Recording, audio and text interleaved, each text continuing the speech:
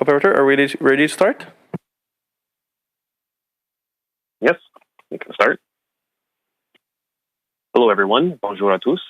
Welcome and thank you for participating in today's press conference, where we will be providing an update on COVID-19. Bienvenue à la conférence de presse pour fournir une mise à jour au sujet de la COVID-19. Today, we will hear remarks from Canada's Chief and Deputy Chief Public Health Officers, Drs. Theresa Tam and Howard New.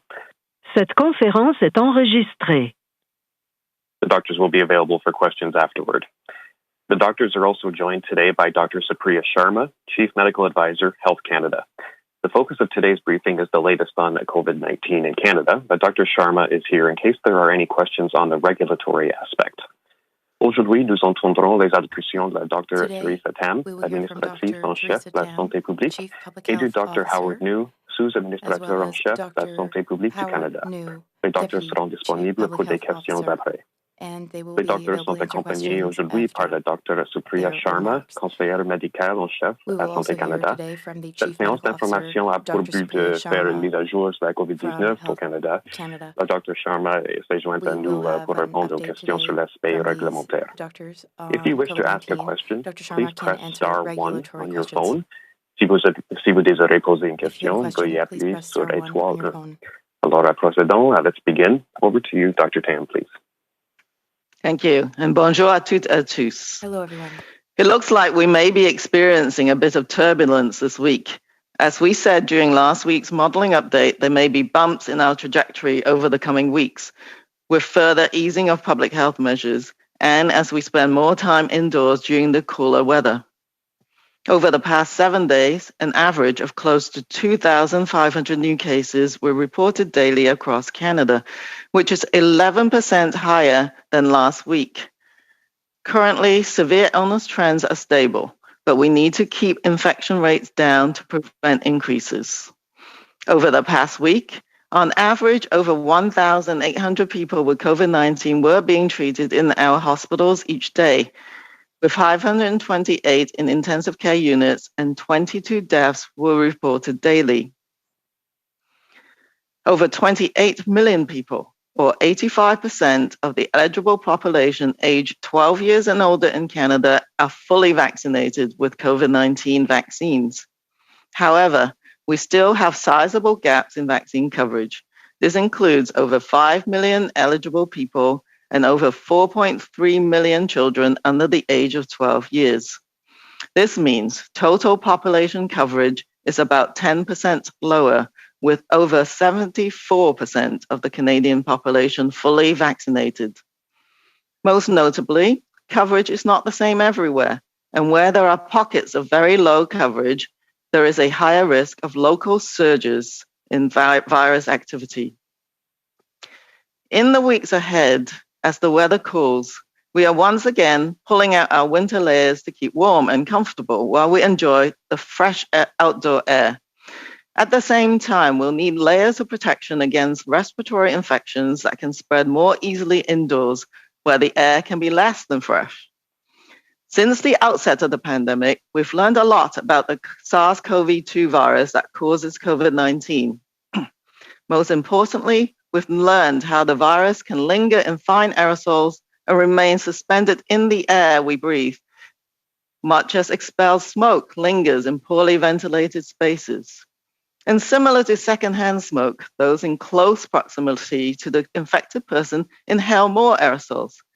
This is why opening a window helps reduce the risk and why wearing a well-fitted and well-constructed mask is so important when you're spending time in indoor public spaces, particularly if ventilation is not optimal. The same as vaccination provides us with an essential base layer of immune readiness and protection, masks are an essential top layer against virus inhalation and spread between people.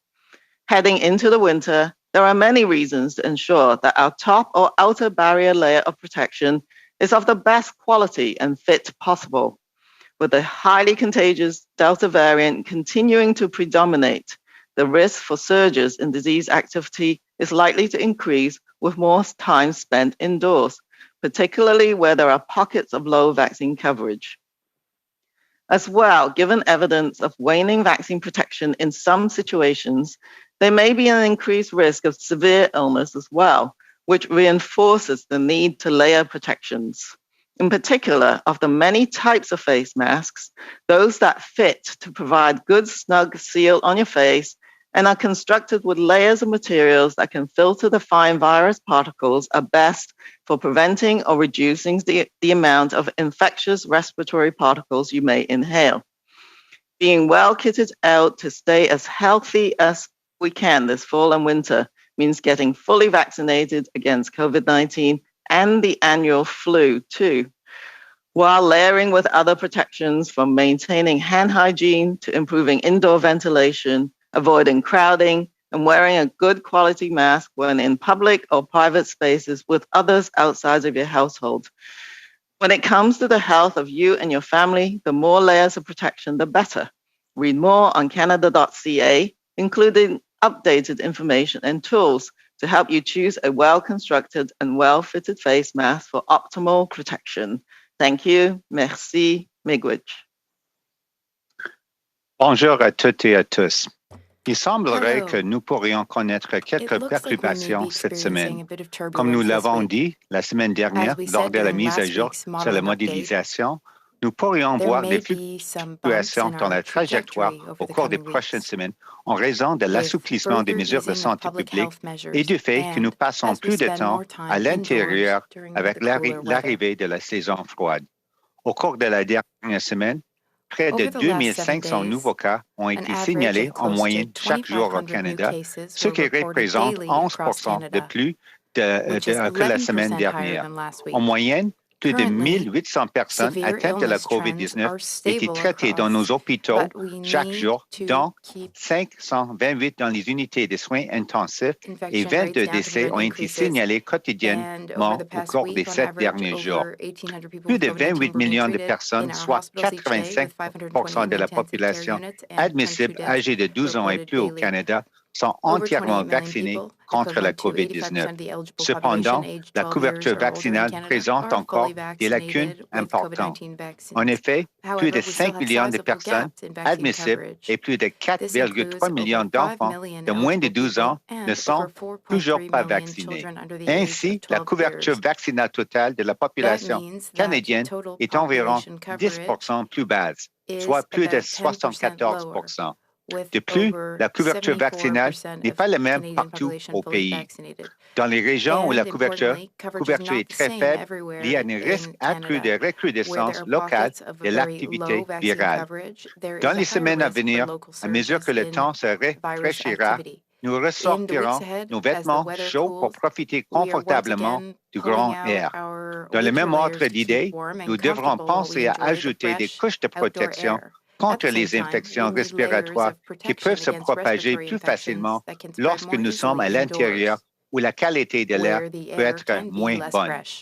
Depuis le début de la pandémie, nous avons beaucoup appris sur le virus SARS-CoV-2, à l'origine de la COVID-19. Surtout, nous avons appris que le virus peut persister dans des films aérosols et rester en suspension dans l'air ambiant, tout comme la fumée expirée persiste dans les espaces mal ventilés.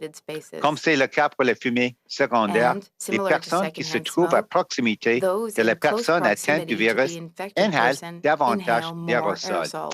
C'est pourquoi le fait d'ouvrir une fenêtre aide à réduire les risques et pourquoi le port d'un masque bien ajusté et bien conçu est si important lorsque vous passez du temps dans des espaces publics intérieurs, en particulier si la ventilation n'est pas optimale. Si la vaccination nous fournit une protection immunitaire de base, les masques constituent une barrière extérieure essentielle pour éviter d'inhaler le virus et de le propager d'une personne à l'autre. À l'approche de l'hiver, nous avons de nombreuses raisons de nous assurer que notre barrière extérieure est de la meilleure qualité possible et qu'elle est adaptée. Le variant Delta, hautement contagieux, continue de prédominer et le risque de recrudescence de l'activité de la maladie est susceptible d'augmenter avec le temps passé à l'intérieur, en particulier dans les régions où la couverture vaccinale est faible. De plus, comme la protection conférée par les vaccins semble s'affaiblir dans certaines situations, le risque d'être gravement malade pourrait également augmenter, ce qui justifie la nécessité de multiplier les mesures de protection. En particulier, en ce qui concerne les différents masques, ceux qui s'adaptent parfaitement à votre visage et qui sont fabriqués avec des couches de matériaux capables de filtrer les fines particules virales sont les meilleurs pour prévenir l'inhalation des particules respiratoires infectieuses ou réduire la quantité des particules inhalées. Pour rester en aussi bonne santé que possible cet automne et cet hiver, il faut se faire vacciner contre la COVID-19 et la grippe saisonnière sans négliger les autres mesures de protection, comme se laver les mains, améliorer la ventilation dans des espaces intérieurs, éviter les lieux bondés et porter un masque de bonne qualité lorsqu'on se trouve dans les lieux publics ou privés avec des personnes qui ne font pas partie de la famille. Lorsqu'il s'agit de votre santé et de celle de votre famille, plus il y a de mesures de protection, mieux c'est. Pour en savoir plus, consultez le site canada.ca qui contient des renseignements et des outils à jour pour vous aider à choisir un masque bien conçu et bien ajusté qui vous assurera une protection optimale. Merci. Thank you. Miigwech. Merci, Dr. Tam and Dr. New. Thank you, Dr. Tam and Dr. We will New. now open the phone line to questions. We ask that you limit yourself to one question and one follow-up. We will be taking your questions in both official languages. Nous allons prendre des questions. Nous vous demandons de vous limiter à une question et une question suivie. Vous pouvez poser vos questions dans l'une des deux langues officielles. So, operator, first question. Opérateur, première question, s'il vous plaît. Operator, first question, please.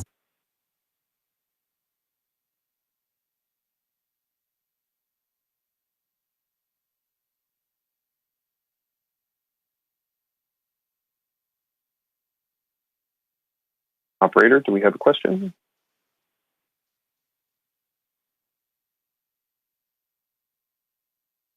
Operator, you might be on mute. We can't hear you.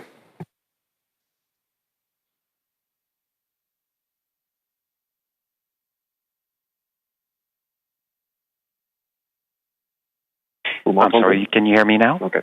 Wait, yes. I'm sorry about that. As a reminder, you may press *1 if you have a question. Vous pouvez appuyer sur étoile 1 si vous avez une question. The first question is from Kenyon Wallace from the Toronto Star. Please go ahead. Hi, this question is for Dr. Tam.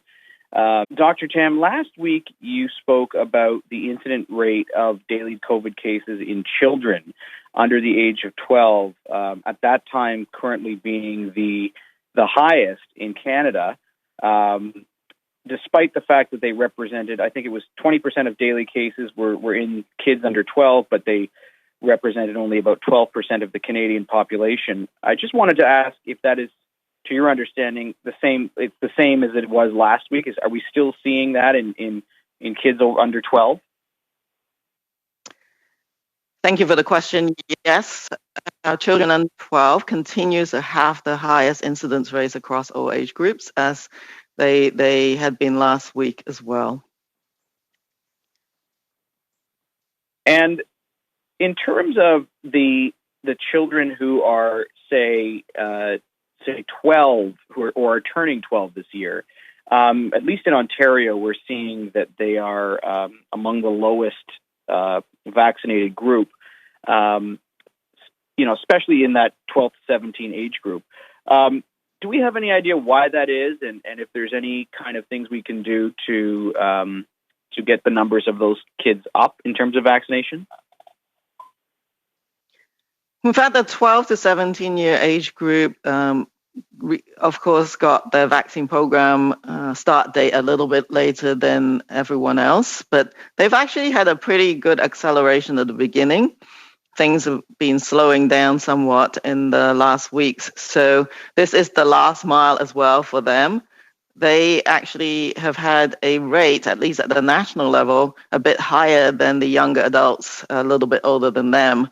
So I actually think they've done a great job, but please keep going. There are many different ways of increasing the vaccine coverage. many of which you've heard before as well. Obviously, providing the information, credible information that they need to make their decisions, as well as making sure access is good so that parents and teens and youth can get to those clinics. And I think that peer support is very important. I've talked to a number of student groups, actually. They've been making a great effort. So there are ambassadors from various non-governmental organizations, student movements, who are providing their reasons for getting vaccinated to their peers through social media and other means. So that's been a great a method as well. So I encourage all those student ambassadors to continue the great work while we provide information to healthcare workers, to counsel parents and youth as well. All right, thank you very much. Thank you. Merci, operator. Next question, please. Prochaine question, s'il vous plaît. Thank you, merci. La prochaine question est de Olivier Ferron-Boissé de TVA. La parole est à vous. Olivier Ferron-Boissé from TVA. Oui, bonjour. Ma question est pour le Dr New. Vous parliez de perturbations lors du début de la mise à jour la semaine passée, lors des prévisions qu'il pourrait y avoir des fluctuations. On voit les cas un peu à la hausse dans certaines provinces, je pense que Québec, Ontario, même au Yukon. Est-ce que vous craignez que ce ne soit pas que des fluctuations, qu'on ait véritablement une tendance à la hausse, comme on voit actuellement en Europe, où il y a des pays qui ont des nombres records de cas en ce moment-là? Merci pour la question. Oui, on continue à suivre étroitement la situation dans chaque province et territoire avec nos homologues aussi dans des provinces et territoires. Et ce qu'on pense que c'est vraiment important de ne pas avoir l'assouplissement des mesures de santé publique trop rapidement et aussi être prêt à remettre peut-être les mesures de santé publique si c'est nécessaire, avec peut-être une augmentation des cas.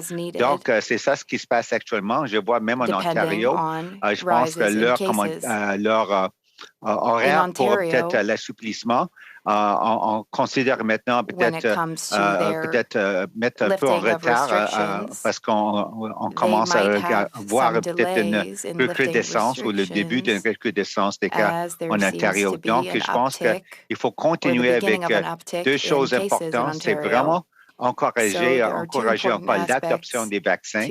C'est très important parce que ça donne une protection pour les personnes non vaccinées, mais aussi pour se protéger les autres parce qu'on peut toujours transmettre le virus aux autres, peut-être avec un système immunitaire affaibli. Donc, ça, c'est numéro un. Numéro deux, on a parlé aussi des autres couches de protection parce qu'on voit que même les personnes vaccinées, c'est possible d'être contaminées avec le virus et même si on peut-être un risque diminué d'avoir une maladie grave, c'est possible de transmettre le virus aux autres. Donc, c'est très important, les autres couches de protection, comme le bon port de masque bien ajusté, bien conçu. Ça, c'est très important. Et finalement, en fin de compte, c'est aussi à chaque région au Canada, c'est un peu différent avec leur propre épidémiologie et situation. Donc, c'est très important de toujours suivre les consignes des autorités de santé publique locale. Merci. Merci. La question, c'est surtout la question de la fluctuation versus une tendance vraiment à la hausse. Vous pourriez préciser là-dessus. Puis ensuite, j'aimerais savoir, je sais que c'est peut-être un peu loin encore, mais qu'est-ce que ça nous dit pour les rassemblements des fêtes dans environ un mois et demi? Parce que vous parliez de peut-être devoir remettre des mesures. Est-ce qu'on peut s'attendre à ce qu'il y en ait pour les rassemblements des fêtes dans quelques semaines? Oui, merci. C'est difficile pour moi pour passer des commentaires pour qu'est-ce qui se passe en Europe. Ce que j'ai vu, même dans les médias, que les autorités dans quelques pays sont en train de reconnaître que peut-être ils ont peut-être voir les tendances des cas augmenter et mettre en vigueur encore les autres mesures de santé publique un peu trop tard. C'est toujours le défi. Et ici au Canada, avec l'expérience dans les autres pays, comme les pays en Europe, c'est toujours important de souligner le point. il faut être très flexible et aussi être prêt à remettre les mesures de santé publique plus peut-être restrictives si c'est nécessaire avec peut-être une montée dans le nombre de cas. Pour les rassemblements, je pense que c'est aussi quelque chose, il faut faire, tout le monde doit faire leur propre évaluation de risque. Et aussi, c'est un peu de question de c'est quoi le seuil de tolérance de risque, à part de ce que les autorités sanitaires peuvent peut-être faire pour peut-être une région. Je pense que c'est toujours important de souligner le point que si on veut voir des rassemblements, c'est toujours mieux si tout le monde dans le rassemblement est entièrement vacciné. Donc, c'est encore le point d'encourager l'adoption des vaccins, peut-être pour les membres de la famille pour n'importe quelle raison qui ne sont pas actuellement entièrement vaccinés. Et aussi de considérer pour les rassemblements, si c'est possible, je sais avec les fêtes de Noël et il fait froid partout au pays, mais si c'est possible, on peut toujours voir les activités à l'extérieur. Mais si on va faire des activités à l'intérieur, on parle toujours de peut-être même avec une bonne nombre de personnes, peut-être tout le monde entièrement vacciné. C'est peut-être aussi une bonne idée de considérer le port de masque pour tout le monde, vacciné ou non vacciné, et aussi prendre des autres mesures aussi peut-être pour augmenter la ventilation, peut-être ouvrir les fenêtres pour avoir plus de courant d'air. C'est toutes sortes des autres moyens qu'on peut utiliser, à part aussi toujours bonne hygiène, se laver les mains souvent et les autres mesures, on a souligné à plusieurs reprises. Merci. Such as washing hands frequently, as we have often said. Thank you. La prochaine question. Operator, Thank you. Next question, please. Operator, next question, please. The next question is from Mackenzie Gray from CTV News. Please go ahead. Hi there, doctors. My first question is for Dr. Sharma, if you're there. I'm just hoping you can give us an update and a timeline on both the vaccines for kids and Novavax from a regulatory perspective.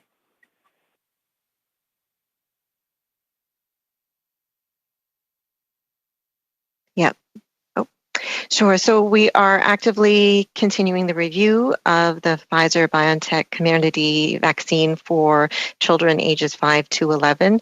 As with all of the COVID-19 submissions, we're doing it on a priority basis, and we have a dedicated team that's looking at that data. And that data is not just the clinical data, but as well the formulation. And we look at that in the Canadian context for the possible use in children. That, as we said, that review is actively ongoing, and we expect to have a final decision in the next 1 to 2 weeks. So that's for the Pfizer and children.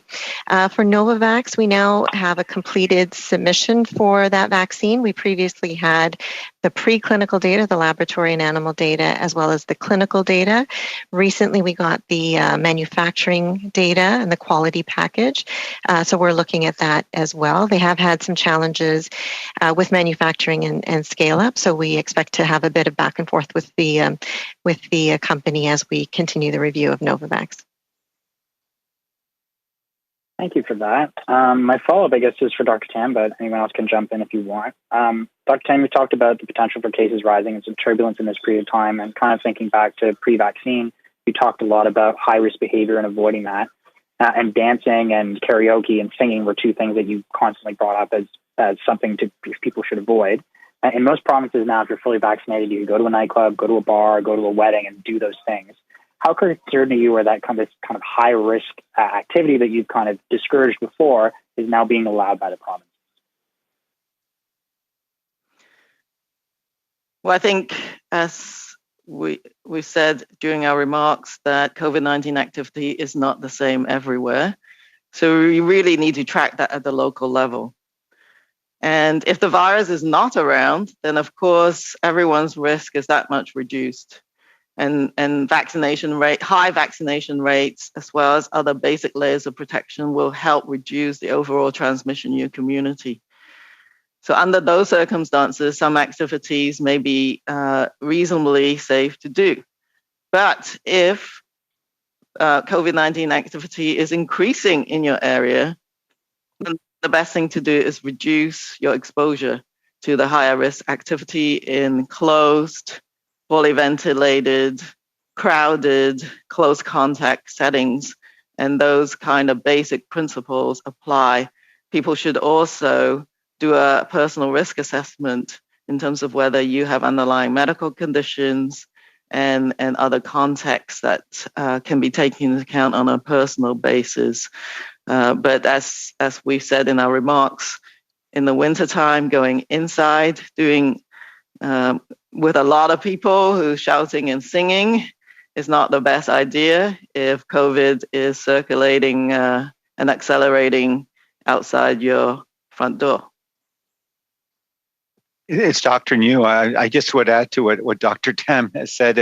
And you mentioned, yes, like a year or so ago, we were saying that certain activities, like you mentioned, karaoke and so on, were not advisable. And I think what's changed, for the most part, better is the game changer being the introduction of vaccines. So now with vaccines, certainly we've seen the rates go down, but also obviously what we call the more serious forms of COVID-19 infection in terms of serious consequences. So that's good.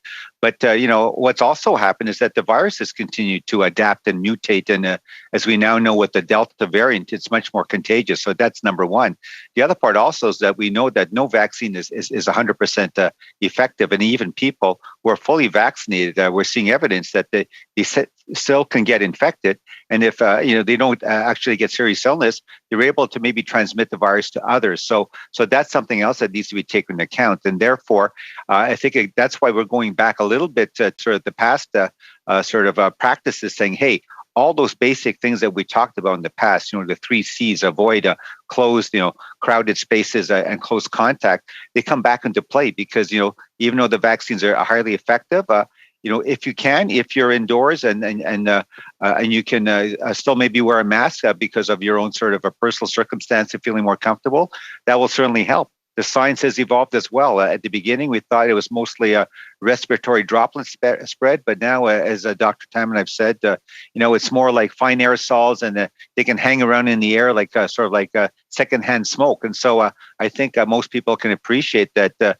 That's why we have to be much more cautious and be fully aware of what kind of both personal risk assessment we do and the kind of activities we engage in, but also I think government and public health officials are also looking at what measures may need to be put in place depending on sort of how the trajectory goes with the case counts and so on. Thank you. Thank you, doctors. I will go to the next question. La prochaine question, s'il vous plaît. La prochaine question est de Boris Proulx, Le Devoir. La parole est à vous. Le Devoir. Merci beaucoup de prendre ma question. Thank you Ça for fait un taking my certain temps question. maintenant que la preuve vaccinale est exigée It's been a pour while différentes now activités. that J'aimerais savoir, proof of est-ce que vaccination is l'Agence de santé mandatory to publique du participate Canada ou in les many autorités de santé activities. publique Here's my sont en question. train de collecter des Does the preuves Public Health pour Agency of savoir Canada or other si public ça health a bien marché authority pour faire diminuer le are nombre they d'éclosions? collecting evidence to see whether this has actually worked to decrease Merci cases? pour la question. Answer, Dr. New. C'est une Thank you question for the importante. question. Ce qu'on voit This is a very avec la important preuve des question. vaccinations, comme on dit, le passeport What we vaccinal, have je pense que seen with proof of c'est vraiment, comme on dit, vaccination or une mesure, vaccine une politique passports is that this is que les provinces et territoires, a type of action, territoires a ont mis en policy vigueur. Et action that à l'échelle fédérale, provinces on and est territories have taken. d'accord, on encourage And ça comme un at autre the federal outil pour level, we encourager support this l'adoption des as yet vaccins qui, en another fin de compte, tool c'est toujours to la increase chose la plus vaccination importante, uptake, d'avoir une because bonne couverture vaccination vaccinale. is, of Optimalement, c'est course, our 100%, mais strongest on measure. continue à We essayer wish that vaccine coverage was d'atteindre at cet 100%. objectif. That would Mais be ideal. We continue to pour strive comme for that. l'analyse de c'est quoi les résultats, c'est As vraiment for quelque the chose que ça results donne of comme les mandatory données vaccination probantes que and les vaccine provinces et passports, territoires ont dans leur, comme dit, well, c'est provinces and vraiment pour territories eux. Nous do autres, on a act based eu des, comme on dit, evidence. des indices que ça a eu un effet We positif. have Je pense pas même some pas seulement les indications chiffres, mais that aussi parce mandatory que la vaccination, plupart vaccine des gens passports have had qui a positive vivent dans les impact. provinces avec les passeports vaccinales, ils sont comme des plus à l'aise, plus confiants qu'ils peuvent And peut-être Canadians who recommencer have quelques vaccine activités, aller dans un passports restaurant, feel avoir a des bit autres événements safer and more confident avec plus to de start going out sécurité. again, Mais going to restaurants and et events, pour and de feeling cette safe while doing so. perspective, c'est un succès. Mais comme on a dit même aujourd'hui, c'est aussi pas si facile que ça parce que on sait que les vaccins ne sont pas 100% efficaces et même les personnes qui sont entièrement vaccinées, c'est toujours possible de transmettre les virus aux autres si on est contaminé. Donc, je pense que c'est important pour les autorités de santé publique peut-être considérer, c'est pas seulement comme un passeport vaccinal, mais qu'est-ce qu'on peut faire pour encourager aussi les autres couches de protection comme le port de masque à l'intérieur, peut-être dans des espaces publics. Donc, je pense que c'est une question de toute la gamme des outils, incluant les passeports vaccinales. All types of actions, suivi, merci including vaccine beaucoup, passports. Dr. New, d'avoir mentionné l'aspect que les gens sont plus à l'aise, parce que c'est exactement l'esprit de ma question suivie. Your answer, and thanks for mentioning that people feel more comfortable and safer with vaccine passports, because I was going to ask about that. Vaccinated workers, for example, de travailler à côté de collègues non vaccinés. Office workers, should they feel unsafe or uncomfortable working with, with, je pense en with effet que c'est toujours la meilleure situation pour tout le monde. Si on peut assurer que tous les employés dans un lieu de travail sont entièrement vaccinés, je pense que si on peut seulement parler pour, comme dit, la fonction publique ici, le gouvernement fédéral, on exige que tous les employés soient vaccinés entièrement et on a aussi des mesures administratives pour les personnes non vaccinées parce qu'on veut aussi assurer la sécurité pour les employés qui commencent à rentrer dans un lieu de travail avec les autres employés. Je pense en principe, si c'est possible d'encourager encore que tout le monde soit vacciné avant qu'on ait des rassemblements des employés dans un lieu de travail. C'est toujours mieux. Je pense que moi, personnellement aussi, comme médecin, moi, je suis comme encouragé que la grande majorité des travailleurs de soins de santé sont entièrement vaccinés. Et on sait que ce n'est pas seulement pour moi-même, pour être protégé, mais aussi c'est une bonne mesure pour protéger nos patients. C'est quelque chose, on continue à regarder tous les moyens possibles pour encourager l'adoption des vaccins, mais c'est un bon point que c'est aussi une assurance ou de confiance pour les personnes vaccinées qui travaillent aussi avec les autres personnes entièrement vaccinées. We want to ensure that fully vaccinated people work with fully vaccinated people and feel safe doing so. Thank you. Prochaine question. Next question, please. Next question. The next question is from Abigail Biman from Global News. Please go ahead. Good morning. Thank you for taking my question. Last week, Dr. Tam, you talked about the PCR test requirement at the border, saying that, it was something that should be reviewed. I'm just wondering if there's any update there. Can you share whether any reviews are underway of that requirement, if there's any news there? Thank you for the question. Yes, that requirement is being actively reviewed. And so I'm sure there'll be further information to come. I just want to clarify one point is that the pre-arrival test that we require is a molecular test. It doesn't have to be a lab-based PCR test. These types of point of care molecular tests can be obtained in different settings in the country that travelers are going to. So they should do some research ahead of time. But it's not an actual PCR that we necessarily require as a molecular test, just to clarify that point. Can you talk more about that? If you felt that needs to be clarified, are there easier tests that people can do? What should they look for at the test sites in terms of molecular? Is that a message that you feel is not getting out there? Well, I think it's good to just provide some clarification on that front. The PCR lab tests, sometimes they could take a bit longer, for example, to have returned to the person being tested, whereas point-of-care molecular tests can be available. For example, in the United States, you can get it in different settings, such as certain pharmacies. Not everywhere has the same setup, so you just have to know, based on the locality that you're going to do a little bit of research to see where you can in fact get point of care molecular tests. And those are sometimes faster, and there may be a cost difference as well between them. So I'm just encouraging travelers to do a bit of research on that front. Thank you very much. Next question, please, operator. Prochaine question. La prochaine question est de Laurence Martin de Radio-Canada. La parole est à vous. Radio-Canada, please go ahead. Oui, bonjour. Ma question est pour le Dr New. À la lumière de la montée des cas que vous voyez en ce moment au pays, jusqu'à quel point est-ce que vous pensez qu'une troisième dose de vaccin est nécessaire pour tout le monde au moment où on parle? OK, merci pour la question. Oui, c'est une bonne question et on continue aussi avec le comité consultatif national de l'immunisation de toujours analyser des données probantes, même ici au Canada, parce qu'on a des bonnes études aussi pour comme dire, suivre étroitement qu'est-ce qui se passe avec l'immunité pour la population générale. On sait déjà qu'il y a un déclin de l'immunité parmi certains groupes à haut risque, incluant les personnes immunodéprimées. Donc, on a déjà recommandé, le CCNE a recommandé une troisième dose de rappel pour certaines populations à haut risque. Et donc, je pense qu'on continue à regarder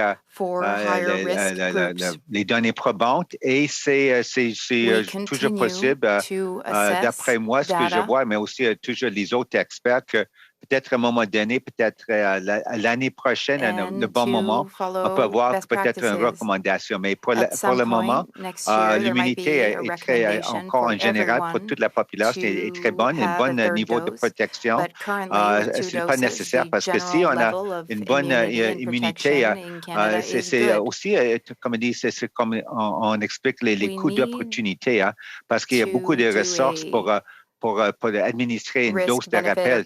Donc, c'est toujours, comme on dit, trouver le bon moment pour assurer qu'on peut continuer une bonne protection pour la population générale, mais pas peut-être administrer trop tôt parce qu'on n'a pas les mêmes avantages si on donne à tout le monde un vaccin, une dose de rappel trop tôt. Mais on ne va pas attendre trop tard aussi qu'il y a beaucoup trop de cas parmi la population entièrement vaccinée. Donc, c'est quelque chose à suivre et le bon moment, c'est sûr qu'on va avoir les recommandations de notre comité des experts et aussi les promesses et territoires sont en train. Même maintenant, on voit actuellement de penser planifier un programme de vaccination pour une dose de rappel pour la population générale. Merci.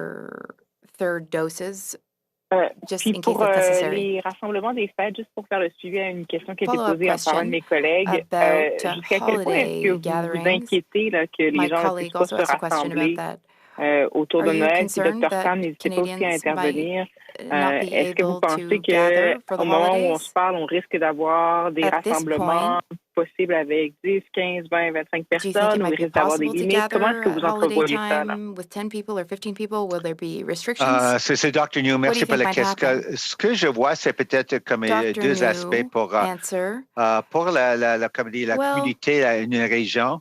C'est toujours important de toujours suivre les consignes des autorités de santé publique. Et pour les rassemblements, peut-être organisés peut-être par la ville, c'est quelque chose que c'est vraiment dans comme dire, le domaine des autorités de santé publique. Moi, je peux parler peut-être seulement personnellement pour peut-être des rassemblements de familles. C'est sûr, je sais aussi avec ma belle famille, beaucoup de monde dans une famille ou aussi avec les neveux, des cousins, tout ça. Je pense que c'est une conversation, c'est important peut-être de commencer avec les membres d'une famille. Est-ce que tout le monde est entièrement vacciné? Et sinon, pourquoi pas? On doit toujours encourager l'adoption des vaccins.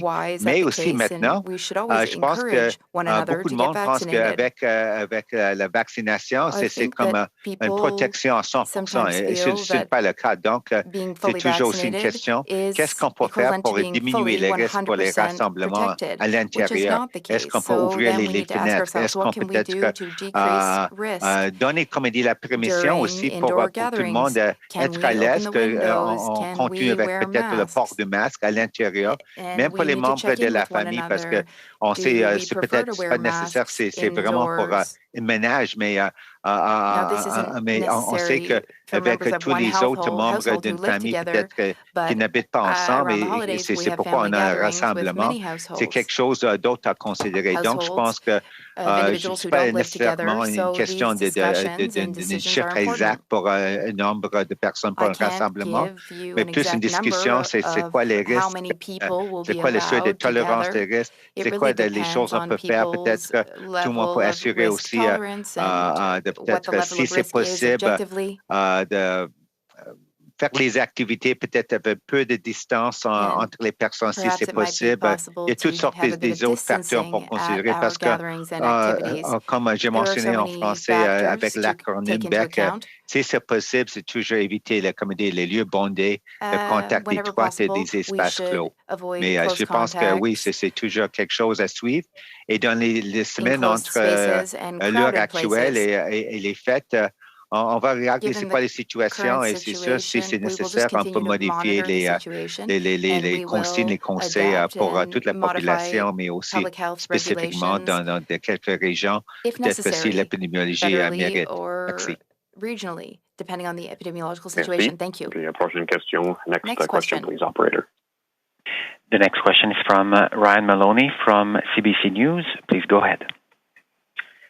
Hi there. Thanks for taking our questions. My question is for Dr. Tam. How many of the 5.5 million unvaccinated Canadians do you think still might be reachable and persuadable based on PHAC's research?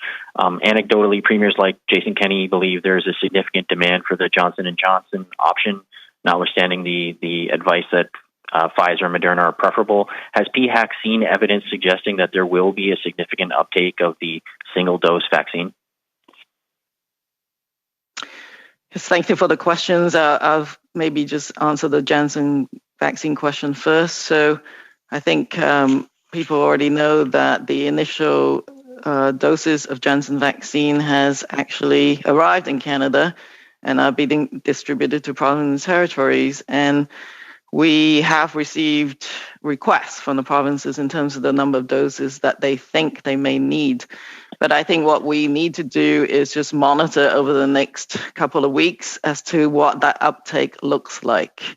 So we don't actually know yet. But I think the concept being is that being vaccinated is the key.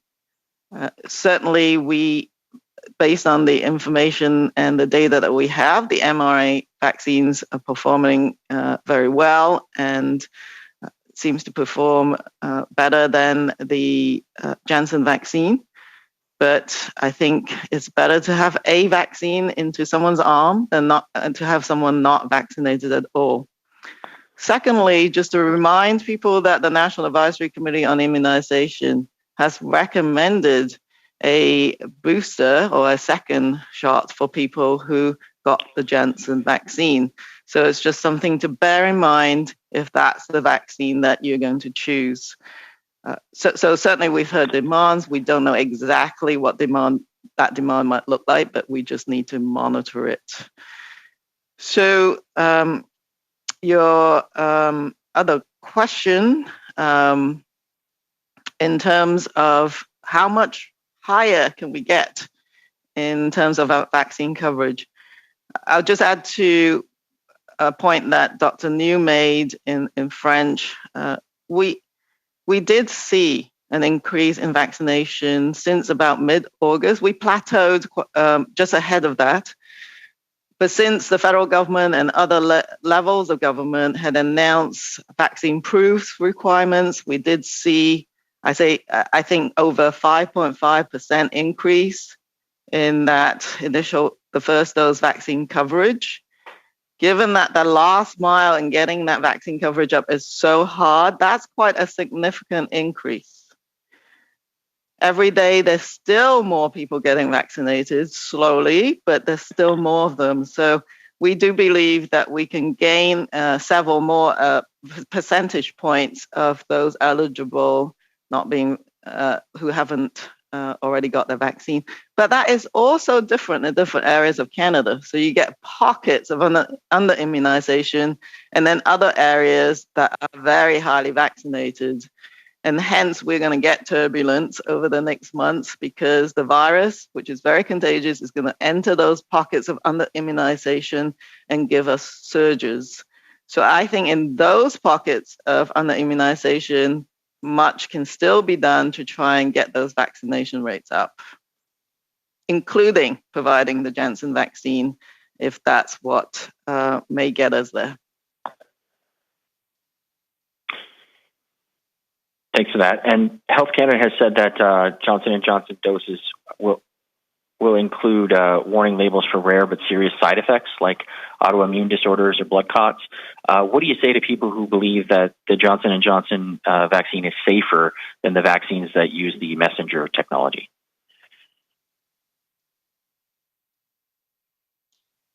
So I'll start, and I don't know if Dr. Sharma has anything else to add, but I think we should be very grateful that all of the vaccines in use in Canada has been thoroughly reviewed by the regulator and thoroughly reviewed by the National Advisory Committee on Immunization before the programs are implemented, and we are tracking safety over time. Of course, there will be adverse events following immunization, but any serious events have been rare. And these are being tracked, and some of the new labeling requirements from Health Canada are a reflection of the tremendous amount of work that's been done to track these rarer events. And so anyone taking any vaccine, including the Janssen vaccine, should, of course, be provided with all information as part of their informed consent. And the fact that some of these rare reactions can occur should be communicated to the recipient of the vaccine. Thank you very much. Oh, sorry, go ahead, Dr. Sharma. Sure, I was just going to say that, what we've always said is that it's really difficult to compare one vaccine to another unless you have what we call a head-to-head trial. So you're actually studying them in controlled situations, one against the other, and we don't have that for the Johnson & Johnson vaccine compared to the mRNA vaccines.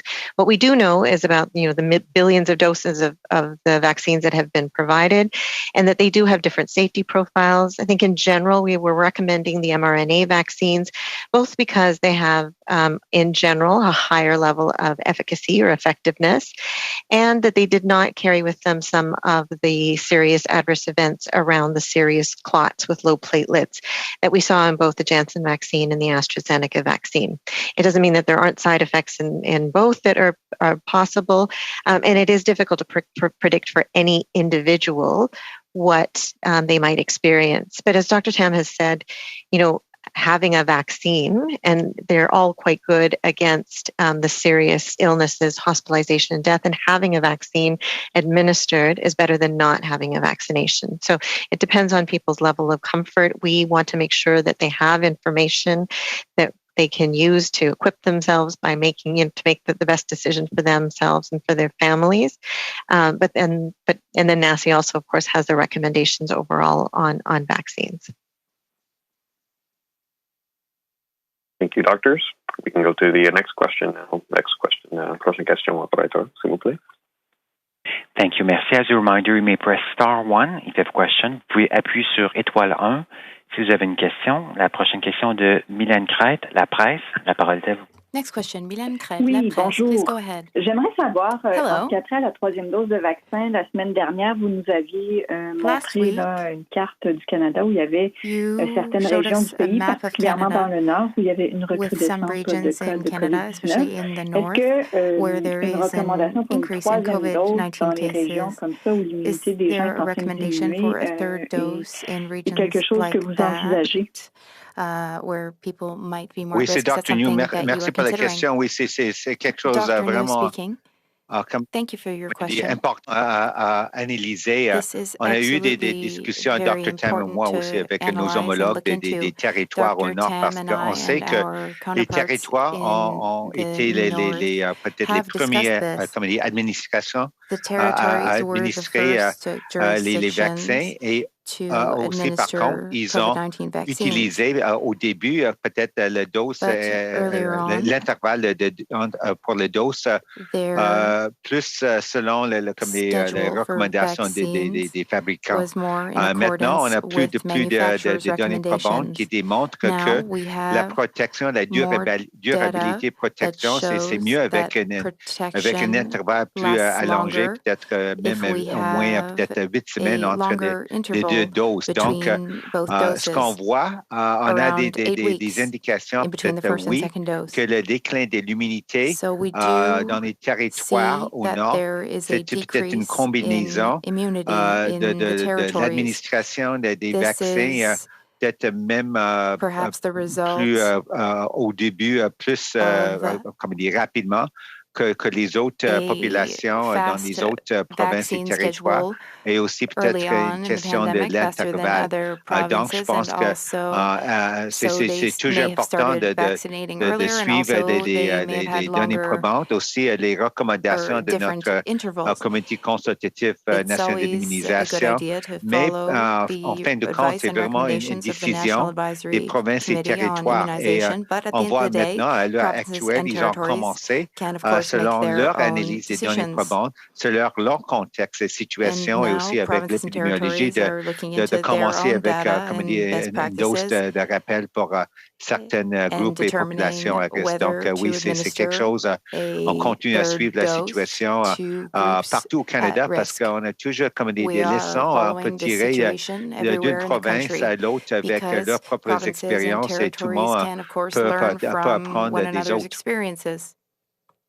Merci. Et ma deuxième question porterait sur la recrudescence des cas qui est observée en Europe. Est-ce qu'il faut s'attendre à avoir la même chose ici au Canada dans les prochaines semaines? Oui, c'est une question, je pense qu'on a posé plusieurs fois.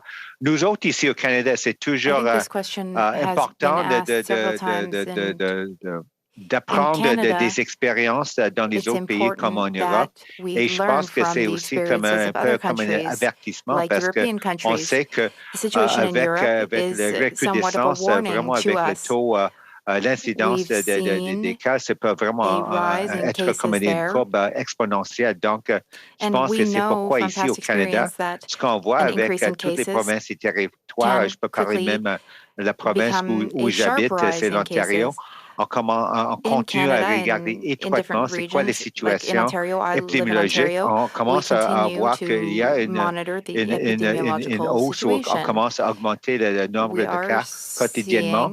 Et peut-être que c'est une considération peut-être de mettre en vigueur encore les autres mesures de santé publique plus restrictives parce qu'on a vu avec les autres vagues ici au Canada que si on attend trop longtemps, on peut avoir des répercussions trop graves et avec peut-être des hospitalisations et aussi des personnes dans une unité de soins intensifs. Donc, je pense que c'est toujours une combinaison de regarder, apprendre qu'est-ce qui se passe dans les autres pays, mais aussi regarder qu'est-ce qui se passe ici au Canada avec notre propre expérience avec les autres vagues. Merci beaucoup. Thank you. This will conclude today's press conference. Thanks everyone for your participation. Any additional questions can be directed to Media Relations at the Public Health Agency of Canada. La conférence de presse est maintenant terminée. On vous remercie de votre participation. Si vous avez d'autres questions, n'hésitez pas à communiquer avec le Bureau des relations avec les médias à l'Agence de la santé publique du Canada. Merci et bonne journée. Thank you and have a nice day. Thank you. Merci. The conference has now ended. La conférence est maintenant terminée. Please disconnect your lines at this time. Veuillez, s'il vous plaît, raccrocher votre ligne. Thank you for your participation. Merci à tous les participants qui se sont joints.